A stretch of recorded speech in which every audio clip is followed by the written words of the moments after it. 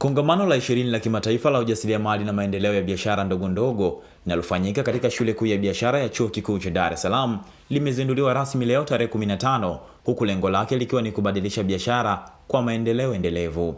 Naibu makamu mkuu wa chuo kitengo cha utafiti, Profesa Nelson Boniface, amesema kongamano hilo litasaidia wajasiriamali na wafanyabiashara katika maendeleo endelevu pamoja na matumizi ya teknolojia. Wataalamu wetu wakitumia tafiti zao kujaribu kuelewa biashara ndogo ndogo pamoja na maendeleo endelevu, jinsi ya kuwashauri watu wanaofanya biashara hizo. Na baada ya kongamano hili kutakuwepo na machapisho ambayo yatatumika baadaye katika kufundisha wajasiriamali katika biashara ndogo ndogo. Hilo ndio lengo kubwa la kwa nini wamekusanyika watu wa shule kuu ya biashara. Watu wakijifunza jinsi ya kutumia teknolojia vizuri, hata mtu akiwa na mtaji mdogo kwa biashara ndogo ndogo anaweza kuuza biashara zake, bidhaa zake na kuweza kuendelea kwa kutumia hizo teknolojia. Lakini kuna maarifa ambayo na uzoefu ambao watu wameuona wakati wana uhusiana na watu wanaofanya biashara ndogo ndogo katika ulimwengu huu mpya wa teknolojia. Hayo ndio maarifa ambayo watu wanataka kuja kushare. Kwa upande wake, naibu mkurugenzi mkuu Mamlaka ya Usimamizi wa Bandari Tanzania, Baraka Mdima, amewataka wafanyabiashara na wajasiriamali kutumia maarifa na mbinu za kisasa watakazopata katika kongamano hilo. Biashara ndogo na za kati ni injini ya maendeleo. Kwa hiyo biashara hizi zikipata maarifa ya kutosha, zikipata ujuzi, zikipata watu sahihi wa kuziongoza, zitaleta tija kwa uchumi kwa ujumla. Kwa hiyo ndio maana hii kongamano ni muhimu sana, kwa sababu inazungumzia ujasiriamali lakini pamoja na kuendeleza biashara ndogo.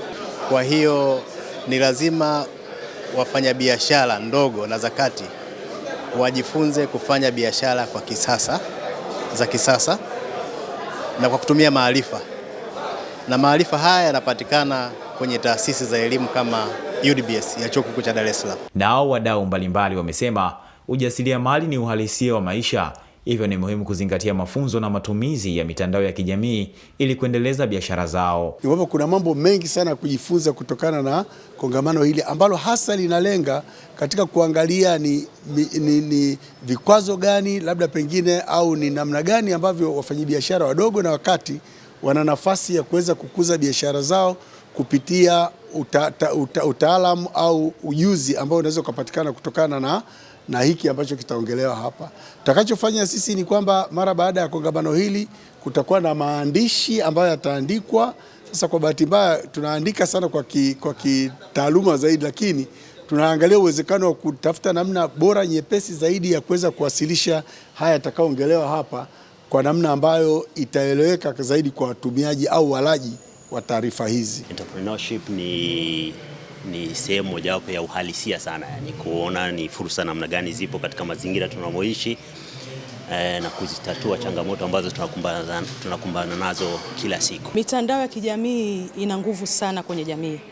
Kama mfanyabiashara, kukaa dukani na kusubiri mteja aingie mlangoni ni kupata nafasi ya mteja kununua katika duka lako kwa mteja anayeingia mlangoni sio kubwa sana kuliko kutumia mitandao ya kijamii, kwa sababu kama una biashara yako Dar es Salaam ukitumia mtandao wa kijamii, ina maana mtu aliyoko sehemu yoyote ndani ya nchi hata nje ya nchi anaweza kaona bidhaa ulizonazo na akanunua. Kongamano hilo litafanyika kwa siku 2 ambapo litatamatika siku ya kesho Januari 16 mwaka 2026.